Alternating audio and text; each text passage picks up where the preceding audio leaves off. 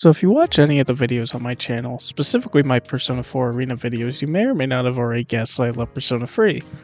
I mean, 3 or 4 of my mains in a Persona 4 spin-off are P3 characters. Mitsuru's on my channel banner, on the TV app at least, and Shinjiro is my Discord profile picture.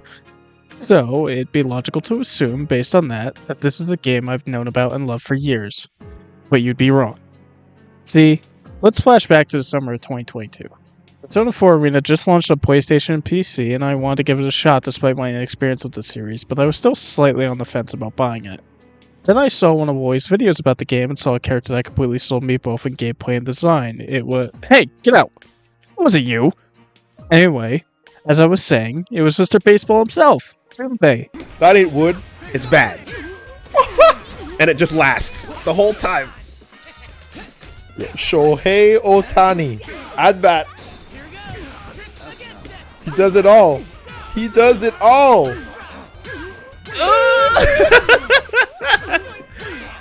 Hey, hey.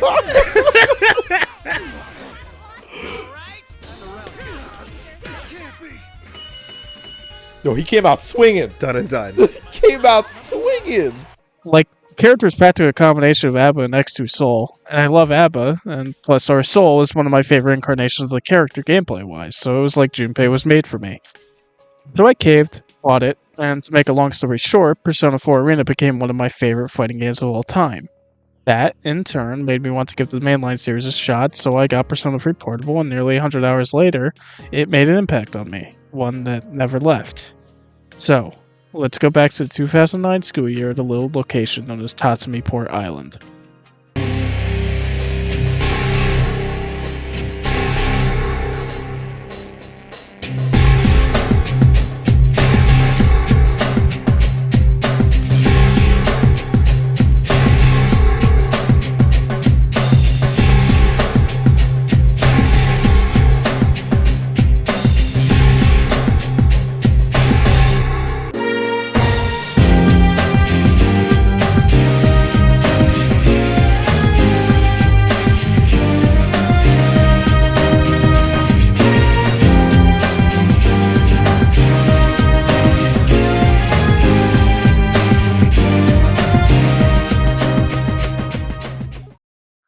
I'm sure if you played your fair share of RPGs, you've realized that an RPG is only as strong as its characters, especially its party members.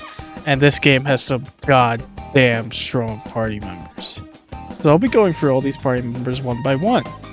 First we have Yukari, the first party member you encounter on your journey. She's supposed to be your girl best friend with a fiery temper. She's someone who's more likely to think of her heart instead of her head, and who has a chip on her shoulder related to the elusive Kirijo group. Next up is Junpei, the boy best friend who's in the same grade. Boy, I'm sure these two characters won't be a recurring archetype in this series. Anyway, he's a goofball who goes girl chasing and is just generally carefree. While his family life and whatnot are kind of unknown to us, at least compared to the rest of the party members, that doesn't mean he doesn't go for his own character arc, because trust me, we'll get there. Akihiko, one of the 3 high school seniors and captain of the boxing team. He enjoys a good fight, and just like Junpei, is a dumbass who has no common sense. But I love him anyway, and you won't convince me otherwise.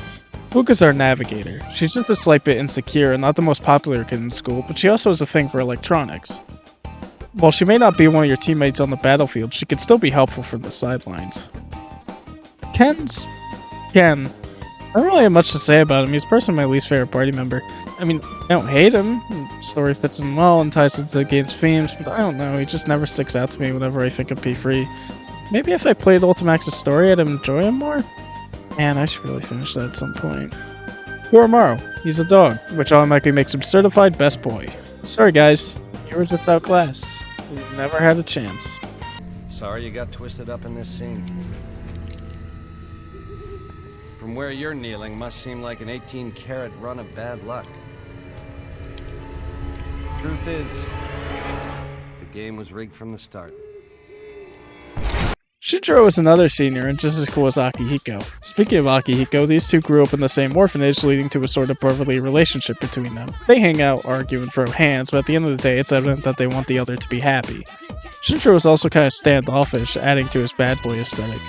Once the story goes on, you start to understand why he's like that. Also, he curses, so that's pretty cool. Adios, asshole.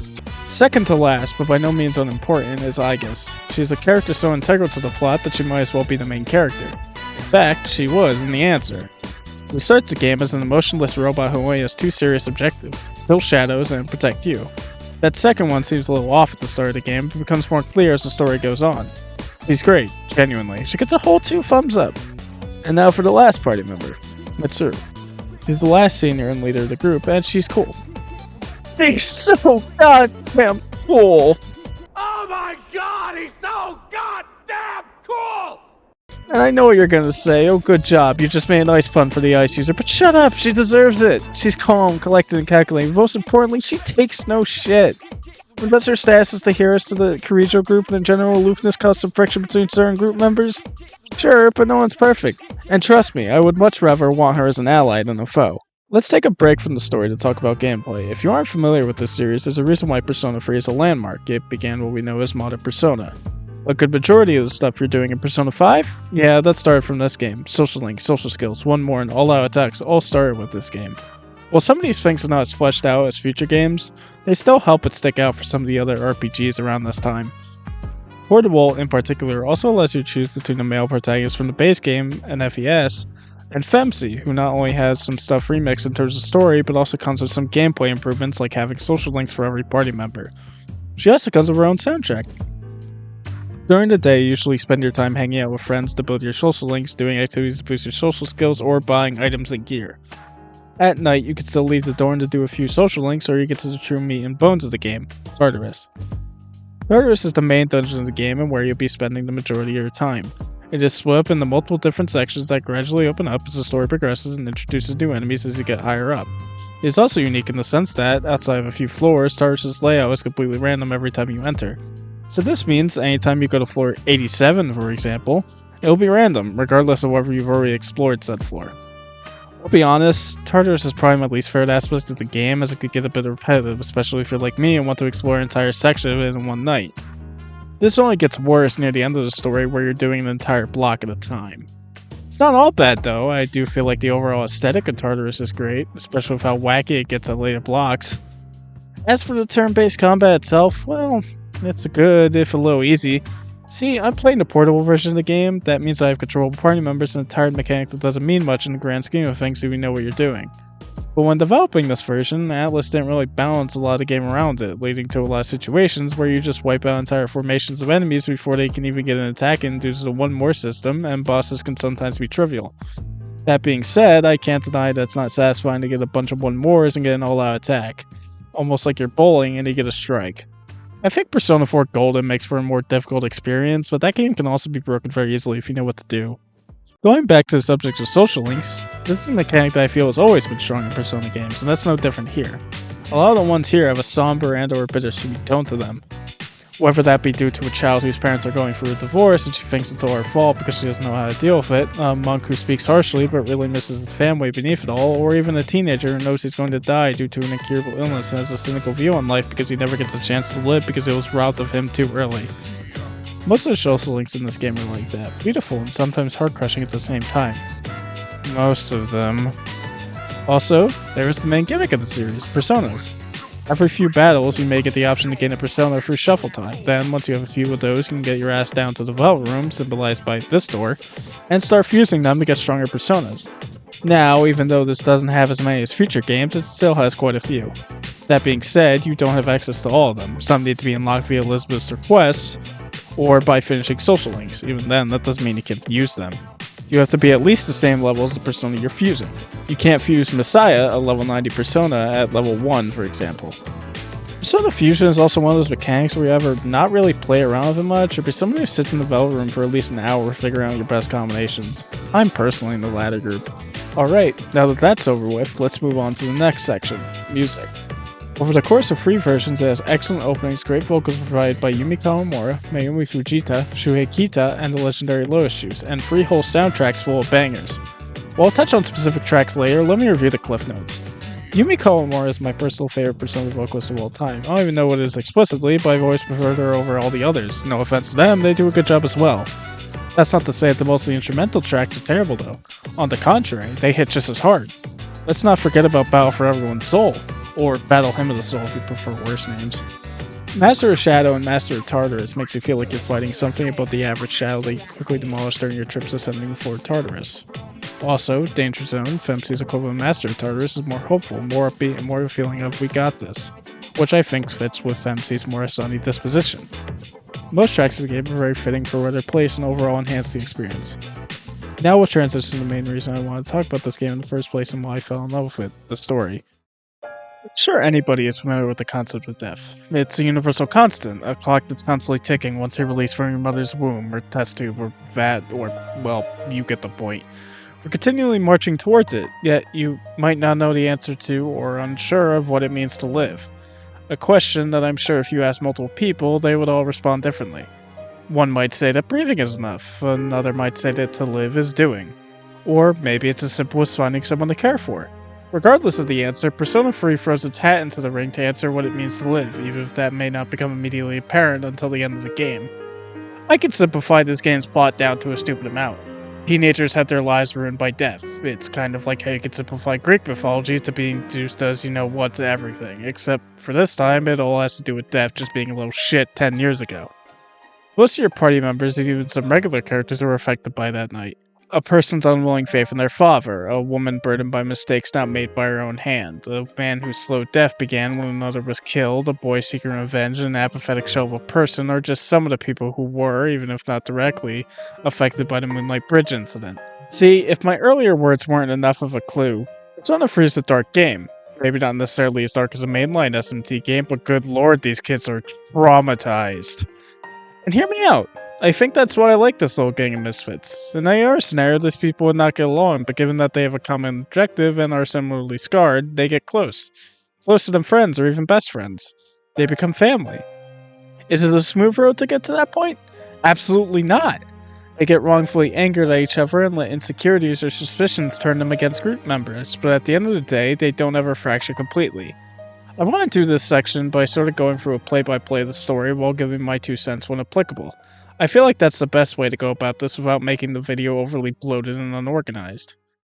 So the game starts, at least if you're playing portable, with you choosing between the male and female protagonists. As I mentioned earlier, there are story changes between the two, but I'll be speaking as if you picked the male MC, even though I picked Femc for this playthrough. The game opens with you hearing the song you'll listen to at the final boss, and the perspective changes between you and Yukari, who's pointing a gun at her head, giving you the idea that this won't be the brightest story tone-wise. Your character, meanwhile, is busy boarding a train to Tatsumiport Island. See, you're a transfer student, but you used to live here 10 years ago before everything went to shit. Once you finally reach your stop, the clock hits midnight and the world shifts. Even though our main protagonist doesn't know yet, welcome to the Dark Hour. It's a hidden hour between one day and the next. You'll know when it's coming because the game will always play this animation to let you know.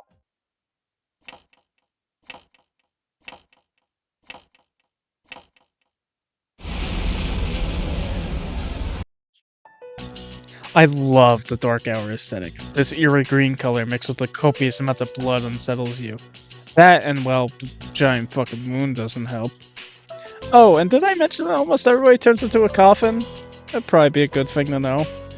Continuing on, because our characters are so stoic to everything they see, they arrive at the dorm and act like nothing's wrong, like it's an average night, not a cloud in the sky. Opening the door, you're welcomed by a weird kid who tells you to sign your name. Once that's done, Yukari shows up and she's got a gun pointed at you. Well, it's not a real gun, but still. Once again, following the trend of being an unassuming dumbass, you don't do anything, and this is usually the point where you either get shot or run away. Thankfully, Mitsuru's here to get you out of this awkward misunderstanding. Over the next few days, you get familiar with your surroundings and meet new people, most notably Junpei, Akihiko, and Ikatsuki, the school director and researcher for the Kirijo group. You've also shown that the other dorm members are spying on you, primarily while you sleep. Flash to the next night during the dark hour and Yukari bangs on your door to warn you of something. Wake up! Sorry, I'm coming in! I don't have time to explain. We have to get out of here now! After going through the entire dorm and ending up on the roof, you finally meet your first shadow. Yukari gets slapped before she can do anything useful. Thanks, Yukari. And you summon your persona for the first time.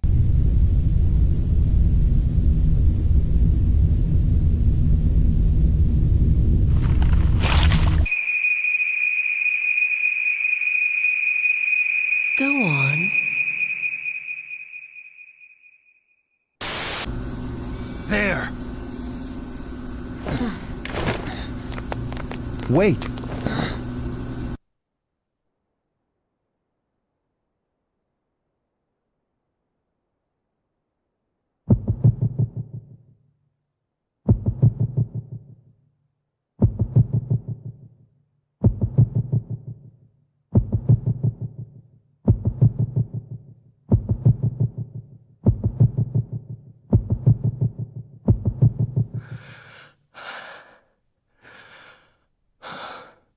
Persona.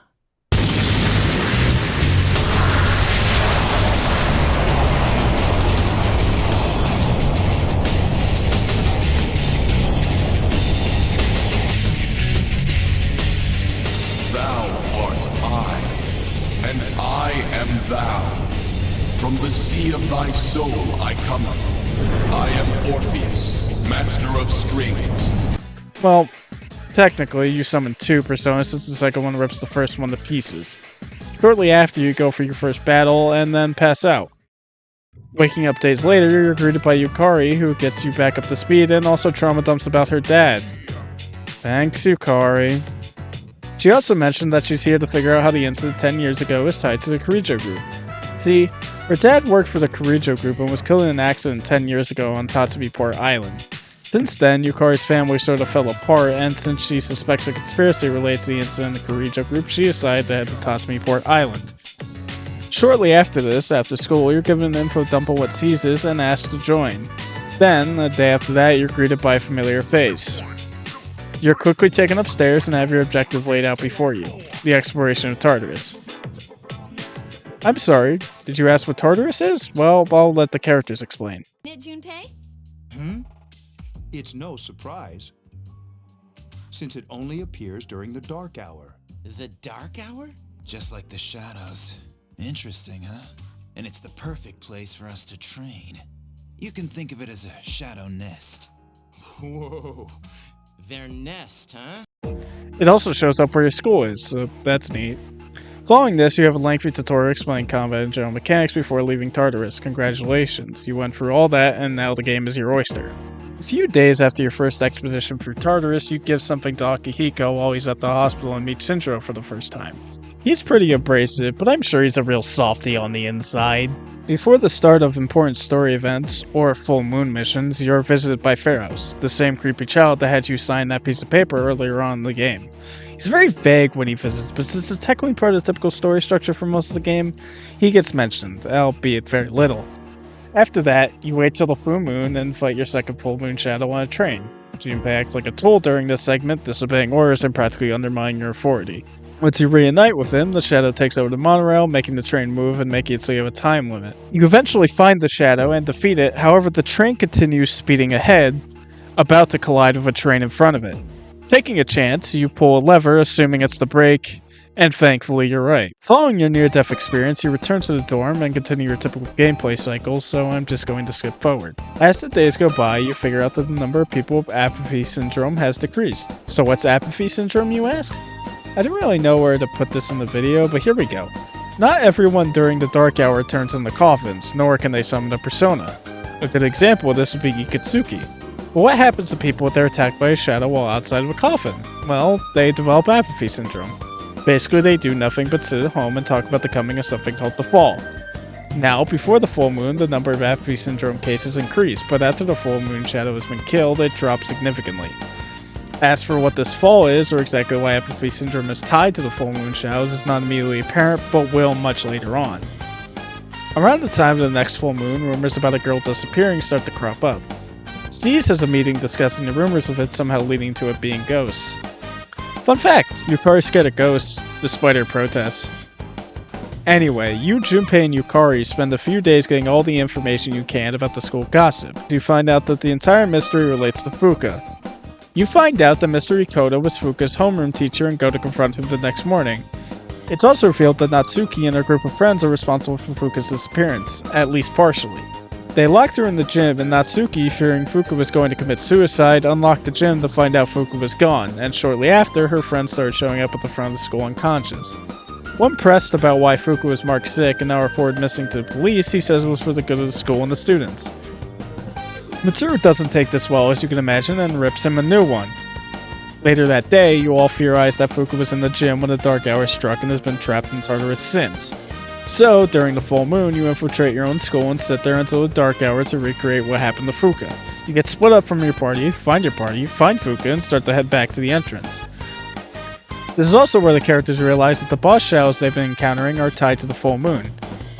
Later, they head to the lobby of Tartarus where Mitsuru is getting overwhelmed by the bosses. A little bit later, Fuka awakens her persona and she's your actual navigator, not Mitsuru. So if you're hoping that Fuka would be SPDing shadows, that's a little specific, but you're going to be disappointed. Once the shadows have been killed, Fuka's previous bully gets forgiven by her, so that's nice. They'll be best buds, I'm sure of it. After that, Fuka joins the group, and you know what that means. Mitsuru's part of the party now! Time to watch her absolutely demolish. So you continue climbing Tartarus, with Fuka helping you find out where each mini-boss is instead of Mitsuru. A little before the full moon, you're introduced to another group that wanders the dark hour killing people. A long-haired man named Takaya, a blue-haired guy wearing glasses called Jin, and a girl dressed oddly and with red hair called Chidori. But time never ceases and you're met by another full moon. This time it takes you to a love hotel. You find the boss relatively quick, but when you beat it you faint and wake up in a different room. This next scene's pretty risque, regardless of the player character, so I'm just going to skip it. Play it for yourself. Anyway, after that, you go around the dungeon smashing mirrors and then fighting the actual boss. Once the final boss goes down, you're outside. Junpei once again tries to start shit, but is quickly broken up before it can turn to anything serious. Also revealed here is that the other group from earlier is watching you. Yukari calls Mitsuru out during a meeting about what Fuka found, and the redhead answers. The Kirijo group, indeed, was involved in the incident 10 years ago. The grandfather was obsessed with shadows, to the point that he started gathering them up to use when it eventually got to the point where they lost control of the shadows, leading to the creation of the Dark Hour in Tartarus. Yukari, well, she's understandably upset knowing that the incident involving the death of her dad was hidden from the rest of the group. And even if it wasn't technically Mitsuru's fault for the death of Yukari's father, she is absolutely to blame for hiding the truth about the Dark Hour. There's some tension between the members now. Deciding to cheer them up, Ikatsuki tells them they should take a vacation at Yakushima for summer break, which is coming up soon. Mitsuru is initially hesitant, but Ikatsuki soothes her regardless. This gets everyone out of the dumps, especially Junpei.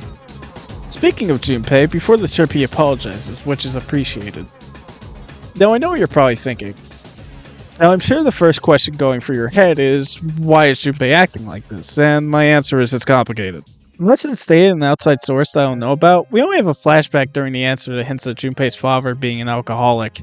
This leads to Junpei not wanting to end up like his father and developing a bit of an inferiority complex. That being said, Femc's route also has Junpei alluding to this in his social link.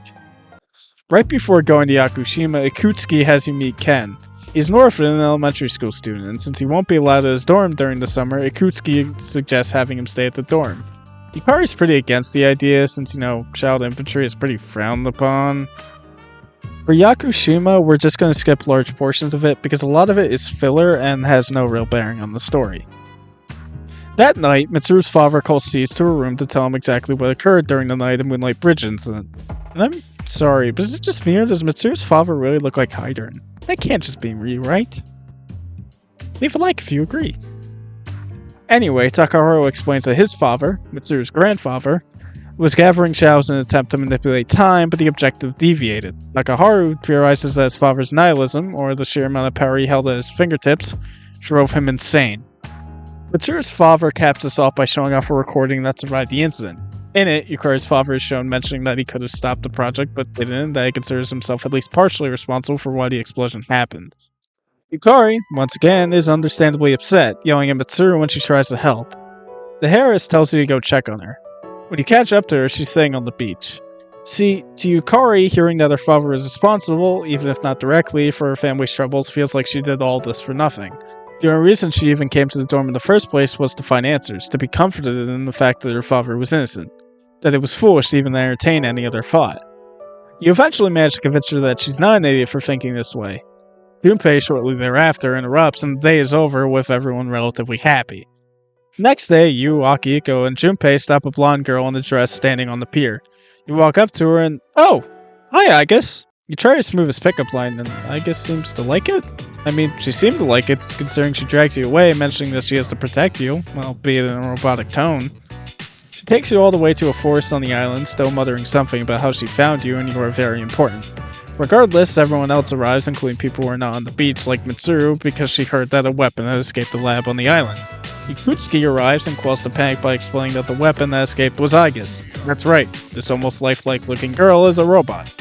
She's specifically made to destroy shadows, or a shadow extermination weapon as she puts it. She also has a persona, which you know what that means. She's joining your party. Once you return from vacation, you know what time it is. Time to scale up an excessive amount of floors in one night! Once that's done and the full moon comes around, you go to an abandoned bunker. You're met by Takaya and Jin, two members of Strega that we've been seeing for a while now. They lock you in the bunker and force you to fight the shadow. This time, it takes the form of a tank and somehow you beat that and don't end up dead. Man, that's crazy when you say that out loud. Over the course of the next few weeks, 3 party members join. Koromaru, who was found injured in Nakinaki Shrine a few days before the last full moon, fighting off a shadow. He joins after he fully recovers. Ken officially joined shortly after, and thus spurs Shinjiro into finally rejoining Seas, which makes you wonder how these two are connected, considering both Akihiko and Shinjiro reacted uneasily to Ken in particular, and not for the typical reasons such as basically being a child soldier. On certain days during this month, you find Junpei getting to know Chidori. Of course, Junpei is unaware that Chidori is a member of Strega, while Chidori, up until near the time of the full moon, is also unaware that Junpei is a member of Seas. The next full moon, Junpei is missing, but it's not a deal breaker since you have so many party members now. Still annoying though. You fight the shadow at Club Escapade. It's stealing the power in the building and can use it for a big attack if it charges up, but overall it's really not much of a challenge. After returning to the dorms, you find Junpei tied up by Chidori. The group manages to incapacitate her, capturing her and rescuing Junpei. While it is a victory, Junpei is still distraught at the betrayal he feels, and there's probably one question on your mind. Where was Ikutsuki? He was at the dorm, right? How'd you get past him? Over the course of the month, Chidori gets interrogated, although she's not very vocal. Running out of options, Mitsuru decides to let Junpei see her, and it sees somewhat success. While she doesn't say anything about Suga's plans or whereabouts, she is at least talking, which is promising. As for what's going with Tartarus and whatnot, not much to be honest, it's the same as always. Scaling Tartarus and getting to the next block. Oh. It's him.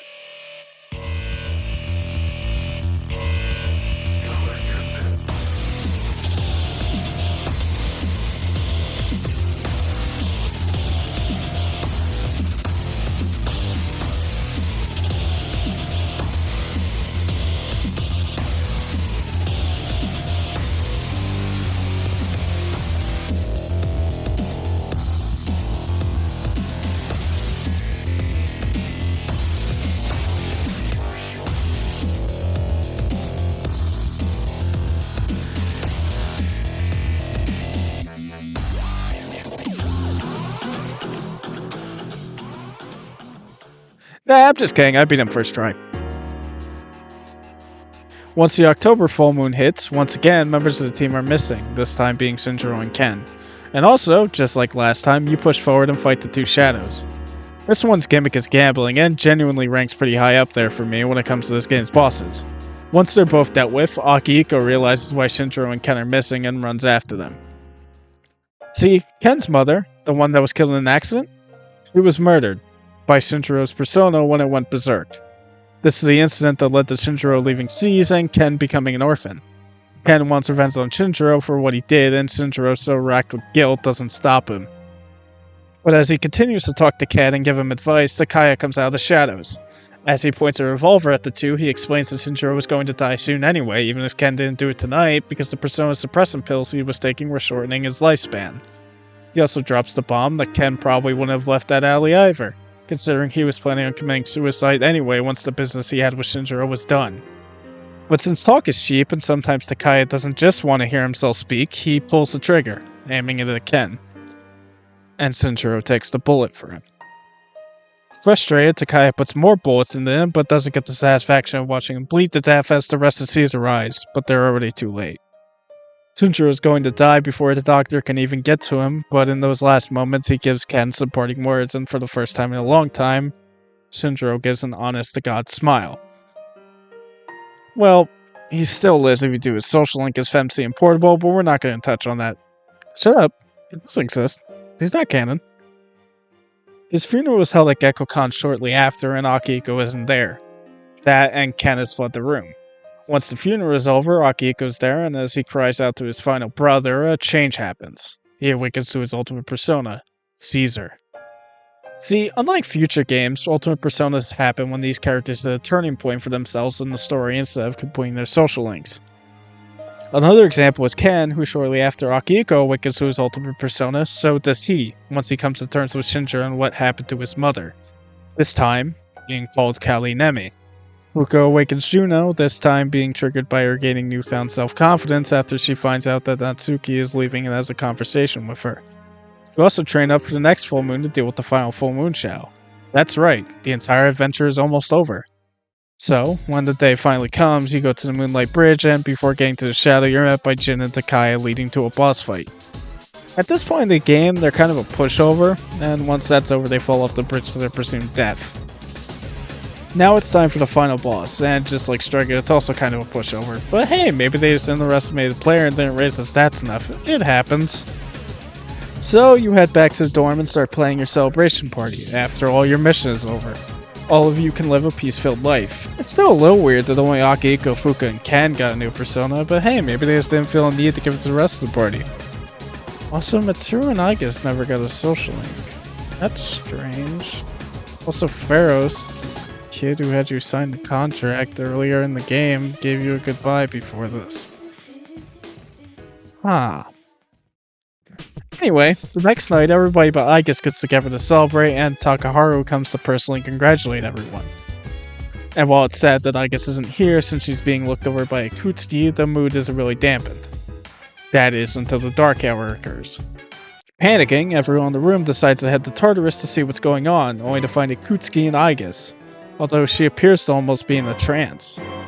It's here that Akutsuki explains that not only was he part of the project that started this whole mess, but getting rid of the 12 full moon shadows wasn't going to get rid of the dark hour, but instead they would all combine and would lead to the fall. This was the intended purpose of the project all along and why they were gathering shadows in the first place. He also reveals that the footage you saw of Yukari's dad was in fact doctored. In fact, in a way, you could say that C's brought about an apocalypse, even if it was accidental. Once you obviously don't agree to go forth with this plan, you're all knocked out and awakened on top of Tartarus crucified. You're all meant to be sacrificed to bring about the fall.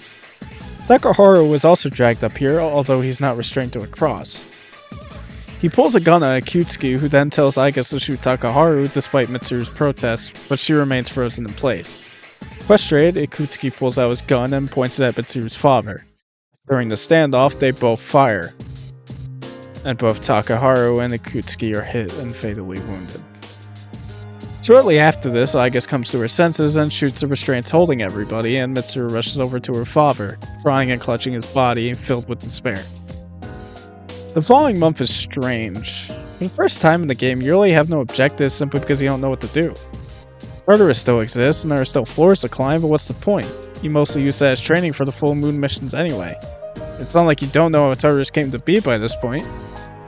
Mitsuru's missing for a week since he has to take over the Kirijo group, being the heiress to the company. Also, the Kirijo group is in disarray because of Takaharu's death, so that doesn't help. Early on in November, after the Hanged Man shadow was destroyed, Yukari's persona changes to Isis, after finding out that the footage that they saw of Yukari's dad was fabricated and that he was actually trying to stop the experiments. This gives Yukari a new purpose and she pushes forward with renewed vigor. Meanwhile at school, a new transfer student arrives called Ryoji, and he looks familiar. Actually, he looks really familiar for playing male protagonist. He also has the same voice actor as Pharaoh's. Personality-wise, he's a carefree ladies chaser, which makes him and Junpei quick friends, but Aigis seems very distrusting of him.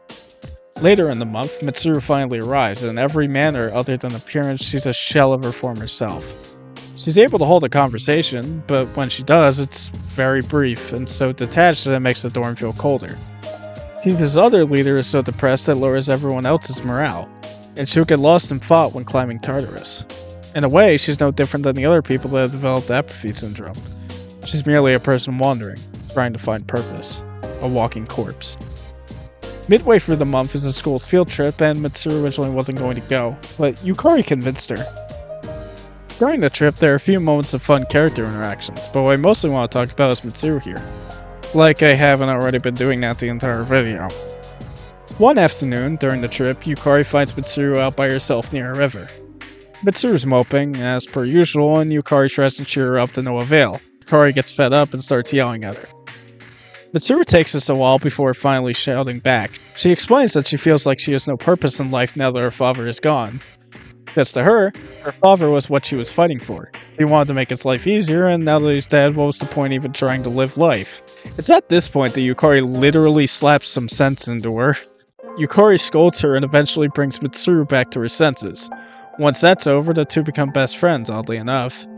These two, who were set to have endless conflict with one another, ended up putting their differences aside and become as close as sisters. It's honestly one of the best relationship developments in this game, if I have to be honest. Getting back on track, after Yukari leaves, Mitsuru finally gets her will to live back and awakens Artemisia, her ultimate persona. The rest of the trip goes by without incident. Huh? What was that? Oh, you want me to talk about the absolutely terrible scenes of this? Nah, I don't think I will. Anyway, as I said before I was rudely interrupted, the rest of the trip goes by without incident and you return to the dorm, ready for whatever the shadows have to throw at you. And then, November 22nd rolls around, and you find Chidori at the entrance to Tartarus. Yeah, Jin and Takaya didn't die, and they busted Chidori out of the hospital. So now you fight Chidori, but it's clear she's almost fighting herself to harm you all. You eventually defeat her, and it's here that Takaya reveals himself and pulls out his revolver, pulling the trigger, hitting Junpei. We cut to Junpei having a dream talking to Chidori. They talk about how much they care about each other, but Chidori seems to know more than she should, and then it hits you. This isn't a dream. Junpei wakes up fully healed from a fatal injury that should have killed him, but as he looks over to Chidori, he realizes that this didn't come without a cost. Chidori took the bullet for him using her persona's abilities, and she won't live. She gives Junpei a heartfelt goodbye before giving him one final gift. Her persona combines with Junpei's, turning Hermes into Trismegistus. Saddened and enraged by this turn of events, Junpei fires off an attack at Takaya, but he manages to escape before anything can be done. Morale understandably low, the group returns to the dorm, and I'm sure that we'll just have a relaxing few days, and Aigis is missing.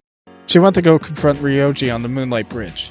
Why, you ask? Well, maybe for the fact that he's actually the 13th Shadow. Or Death. How did Aigis come to this conclusion? Well, remember how she never really liked Ryoji? That's because she subconsciously remembered her spar with him 10 years ago. When Death escaped containment after the lab accident, he gradually had parts of him split off, forming the 12 Full Moon Shadows, Aigis fighting him during this period of time. By the time you arrive, Ryoji also explains one part of this puzzle, where he went. Knowing she was going to lose and in bad shape, Aigis sealed Death inside of a child. That child being you. Shortly after, Aigis wanted to shut down and wasn't reawakened until Yakushima. Ryoji ends up severely injuring Aigis again, and Ryoji, almost as a peace offering, goes back to the dorm to explain what is going to happen. Ryoji was indeed Pharaohs and only became Ryoji once separating from you when all the shadows recombined. But this also caused a side effect. Ryoji is now deteriorating and returning to Nyx. Who's Nyx? He's the mother of all shadows and is also responsible for things such as apathy syndrome. So, what happens when he returns to Nyx? Well, she comes to Earth and causes the fall. Yeah, remember that thing I brought up God knows how many minutes ago? Yeah. The fall is Nyx coming back to Earth and turning into a wasteland by having everyone develop apathy syndrome. Ryoji, when pressed about it, brings up that the fall is inevitable. There's nothing they can do to stop it. But he offers an alternative. Since you carried him for all those years, you can kill Ryoji on December 31st, and since he's a part of Nyx, any memories of the shadows or the dark hour would disappear. But you and your friends will also live their lives worry-free until the fall comes and the world ends. Or, Cease can let him live, and while he'll still return to Nyx, they will have a chance, although futile in his opinion, to fight Nyx and stop the end of the world. Ryoji leaves, allowing them to decide on the 31st. The group is logically split on this. It's a rough decision, but this is Persona 3 and there's not currently a full moon, so you know what that means. That's right, climbing up Tartarus! But anyway, as the days go by, slight things happen that brighten everyone's spirit and keeps morale high, despite the cataclysmic events that await them. You even hold Christmas while at the dorm. On the 30th of December, Aigis, now fully repaired, returns to the dorm. When you tell her what happened and what you plan on doing, she scolds you and says it would be wiser to just kill him so everyone could live their last days happy. Almost like she herself is running away from death, a very human characteristic. But with everyone's words, she eventually comes around and vows to help fight Nyx. Time still keeps ticking though, so when the 31st rolls around, sure enough, Ryoji arrives at the dorm. You and he go upstairs, and when you tell him you're not going to kill him, he starts begging. He says you're being foolish, that Nyx was unbeatable, and even tries turning into his true form to get you to do it. But you don't. And so, he leaves, and everyone is left to deal with their choice. Do not run away from death, because that's not what it means to live. That same night, Caesar rebrands itself to the Nyx Annihilation Team, thus also starring a new social link, the Judgment Social Link. The next day, everyone meets at Naganaki Shrine to make their New Year's wishes. And this is where this game, already great, somehow goes to another level.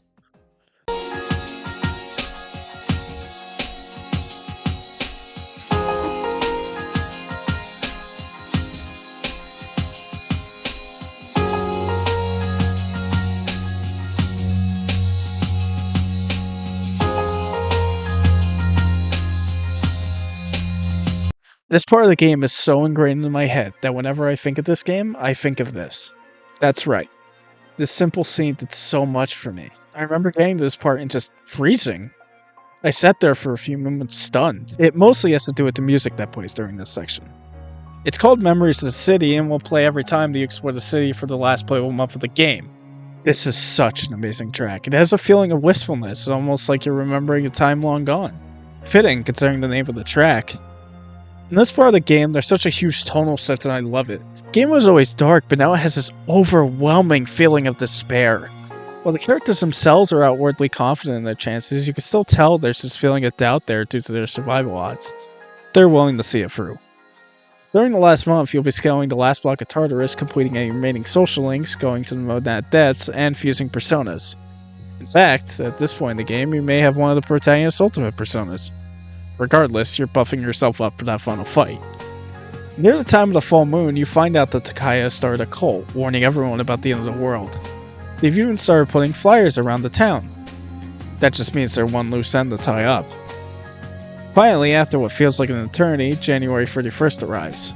Before the dark hour hits, worried that destroying Nyx will act like killing Ryoji and erase all their memories, they promise to meet up on the school roof on graduation day. But when the dark hour comes, you all storm Tartarus, climbing to the very top.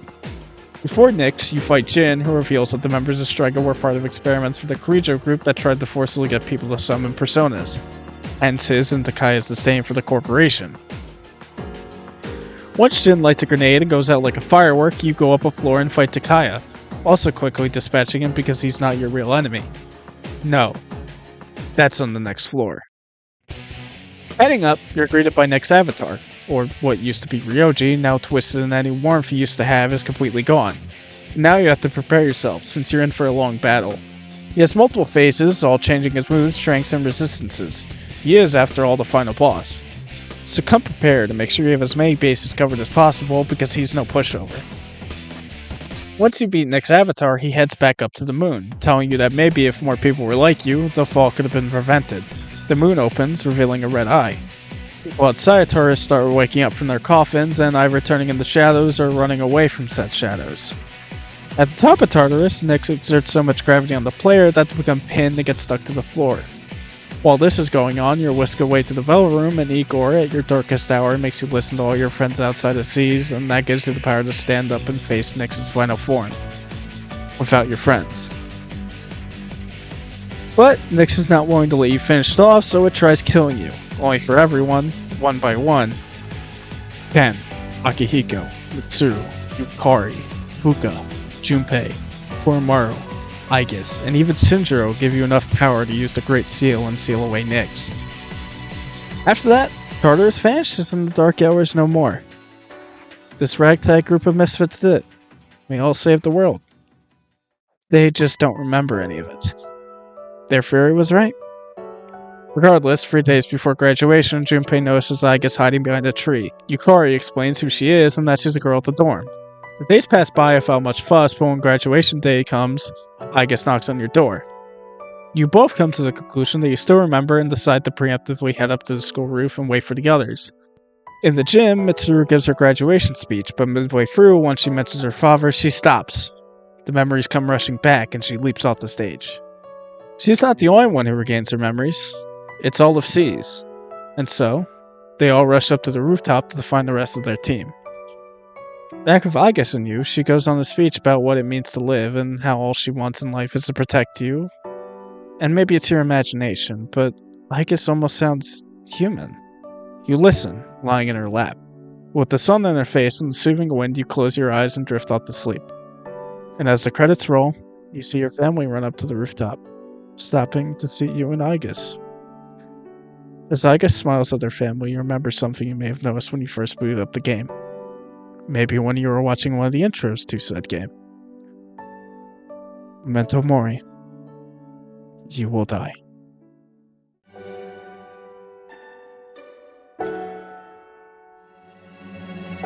Don't worry. I will always be by your side, protecting you. Hey, future me here after, the editing's pretty much said and done. I'm just here to give my final thoughts, and this is being recorded on the 31st of January, 2 days before Persona 3 Reload, and 2 days before this video is going up. Now why did I choose Reload's release date? Well, one, it's probably good for the algorithm, it'll help boost my video, honestly. And two, well, I felt like if I didn't give myself a deadline, this would never get done. Thankfully, the deadline I did give myself was reasonable, so I could get it done, despite, outside elements making myself busier than usual. But yeah, this is definitely a video I wanted to make for a while, and even though it's not something that's typically on my channel, it's something that I hope you'll enjoy. I don't think this will become like a common thing unless there's a lot of demand for it. But I mean, if you really want it, just like it and whatnot. Maybe it'll become a side channel thing. I don't know, but as of right now, this is the only thing I have planned. And of course, I had to pick an Atlas RPG, games known for easily approaching like the 60 to 70 hour mark. Gotta go with the hardest thing I can, I guess. Couldn't go with something simple like Guilty Gear, which is like probably only take me like an hour of footage. Nah, too easy. But yeah, just some final thoughts. Game to me has just been one of those important games that I'm probably not going to forget for a while. And it's definitely been stuck in my brain ever since I beat it. And is this a game that a lot of people talk about all the time? Absolutely, but even still, I wanted to make a video on it. Now, that being said, with everything said and done, I definitely learned a few things from this. There are definitely some mistakes that I just didn't have time to refine. More so, I don't have time to refine, I should say. It's kind of a shame, but fuck it, we ball. The